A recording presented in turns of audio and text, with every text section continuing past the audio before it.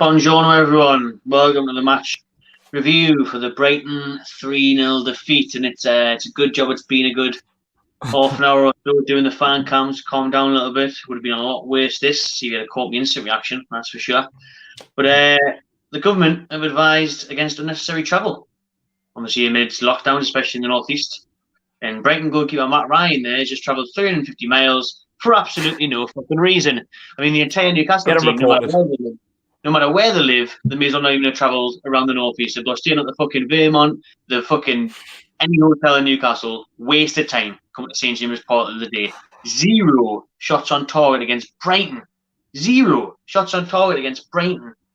Absolute disgrace. The match started as it meant to go on.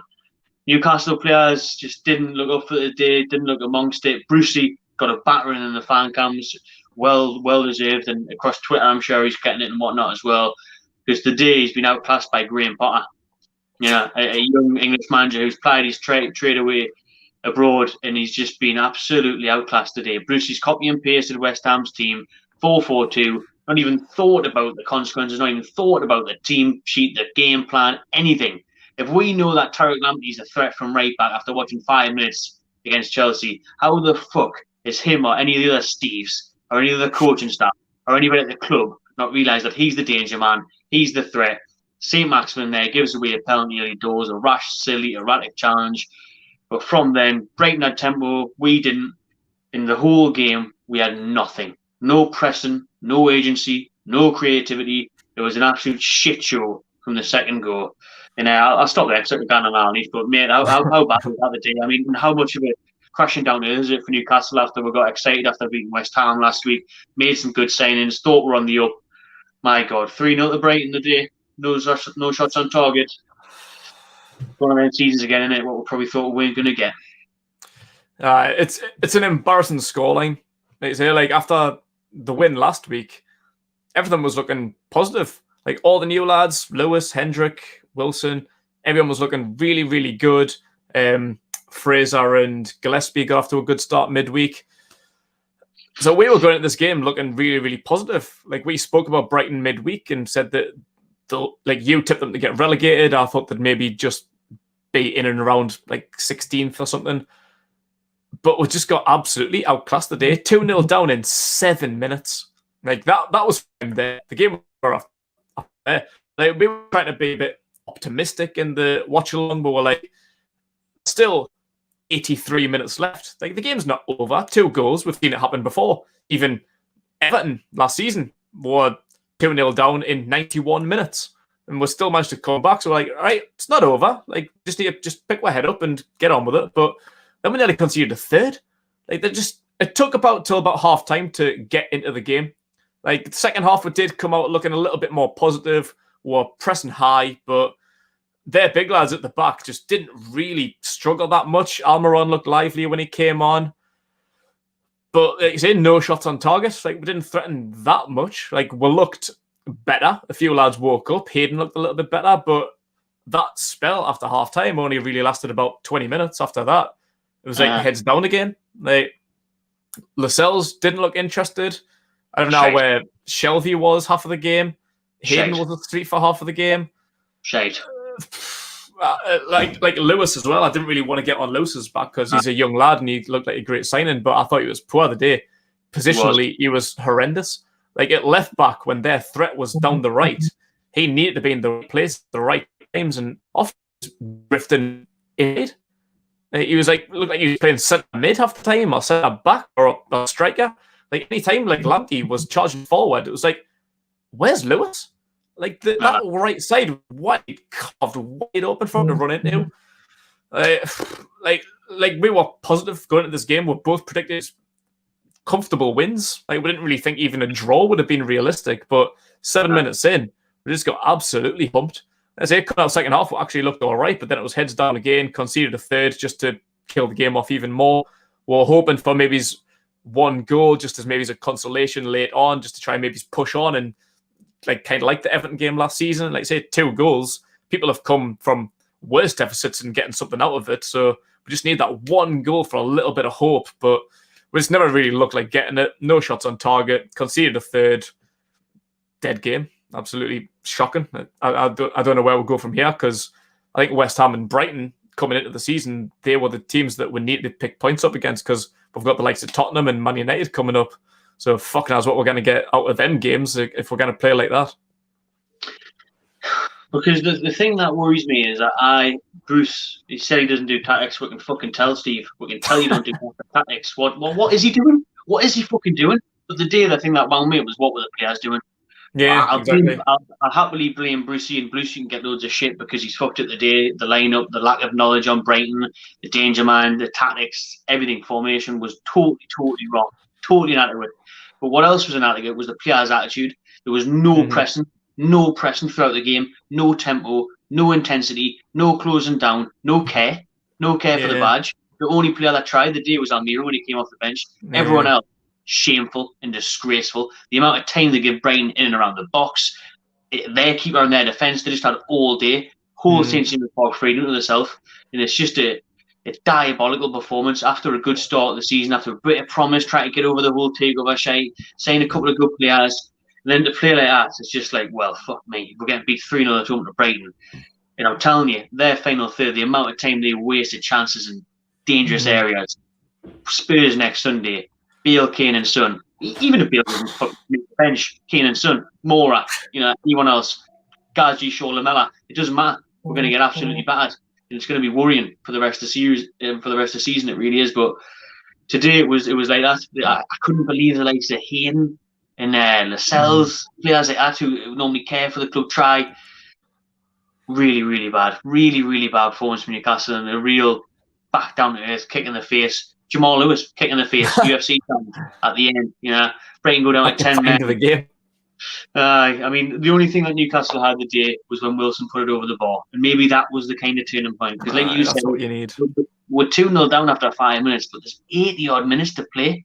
If you nick one goal in those 70 minutes, and you've got even 5-10 minutes to go, and you're chasing one goal to get a draw at home, you can get something out of the game, but we'll just never look like it. Never look like getting a sniff. That potentially was a turning point, because that was only on about 70 minutes or something. There was still about 20 odd minutes to play at that point. And that's why we brought Wilson in. Like, I'm not having a dig at Wilson. I actually thought he played really, really well today. But if you look at Newcastle from last season, our problem was chances, creativity in the final third, balls into the box. Like, we had Joe Linton on there for the majority of the season, and as we all know, he's not a striker. That's why we spent 20 million on Callum Wilson. And we could see why we signed him in the West Ham game, because he was getting on the end of every cross. He was determined. He was strong. He was playing on the back line, exactly where you want a number 9 to be. But chances like that, you're not going to get many. They're the kind that you need to put away. Like, it's a free header from about 7 yards out. You need to get that on target. If the keeper saves it, maybe fair play, but putting it over, like, if that's 2-1 with 20 odd minutes to play, we're right back in the game, because we were actually looking pretty good at that point. Like, we were pressing high. Brighton struggled to get out of their own half at that time in the game. In terms of the starting lineup and the formation, I actually think we did the right thing, because they've got 3 big centre backs, and I think playing Andy Carroll with Wilson up top was the right thing to do. But it's just like we didn't pair. Like, the organised from the game completely different. I don't know what the difference was, but it was bitterly disappointing. Like, Andy Carroll, I thought was poor. Like, that's why he was there. He was there to be on the last line, challenging the big lads. Webster, Dunk, and White. But he was just like in the middle of the field, kind of playing like a number 10 role. Like, you need to be high up the field. Like, a lot of the times we were pumping balls long. I think it was like Lascelles was just batting the ball long. But to no one, like, you're not going to win headers against 6'5" lads unless Andy Carroll's there. But he just wasn't. Like, I honestly don't know what the game plan was the day. So Maximin quite clearly shouldn't have started. He wasn't fit.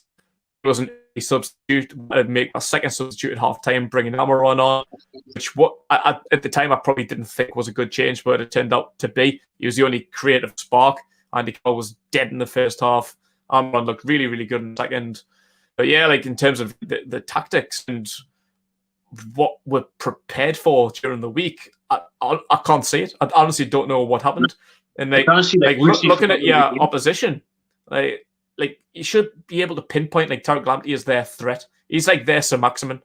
Like if a team like came against us and just gave Maximin the freedom of the park, then you fucked up. Like we fucked up today by not looking at how well Tarek Lamptey did against Chelsea. And he was their key player. He was all over the field today. And I say about Lewis leaving their side wide open, that's criminal. It's like if a fullback just left Maximin and do what he wanted, like you're gonna get punished.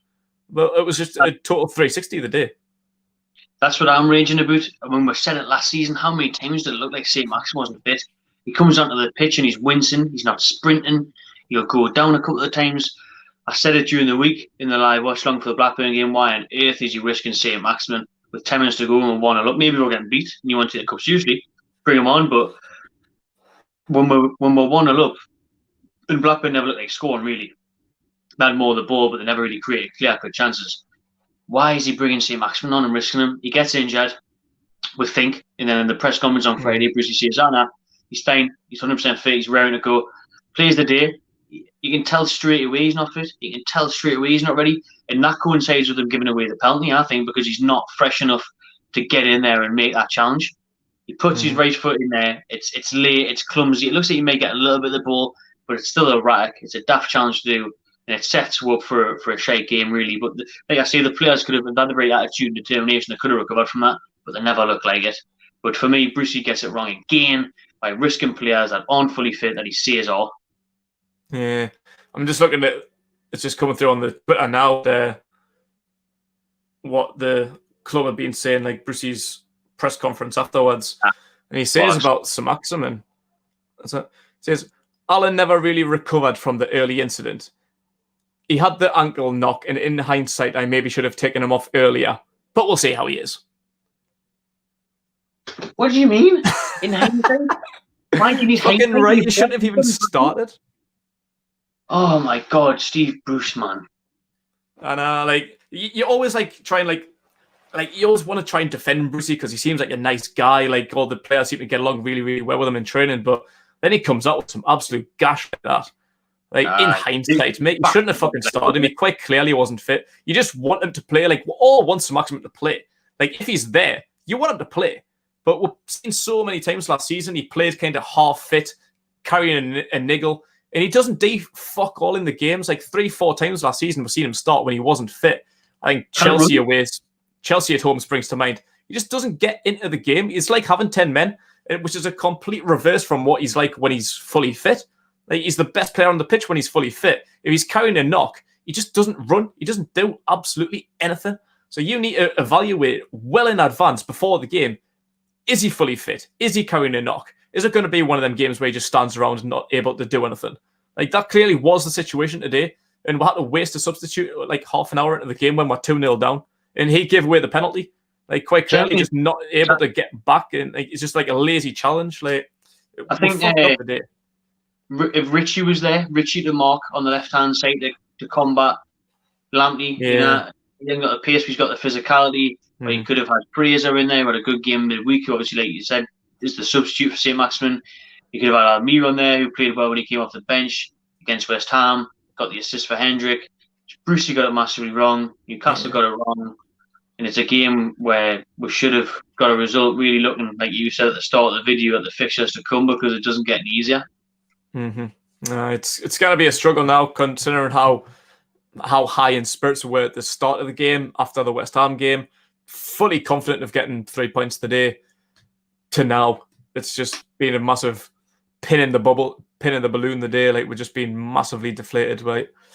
And yeah, Brucey's going to have to sort something out to see where we go from here. I think this is reiteration that we need more signings. Like, who we've brought in have been good signings, but we're still 1 or 2 away from being a really good club. Massive. Yeah. Right, I think that'll do for the match review. Make sure you tune into the player ratings to come right next live as well, where there'll be lots of low ones. Oh, look out for them record breakers. No record breakers. No one. Well, Jesus, stay tuned. I'm not giving anything away. But raging. Let me know in the comments below what you've made of the 90 minutes against Brighton, the 3-0 defeat at home to them. Cheers for watching. Hit that subscribe button and enjoy yourself. Try your hardest.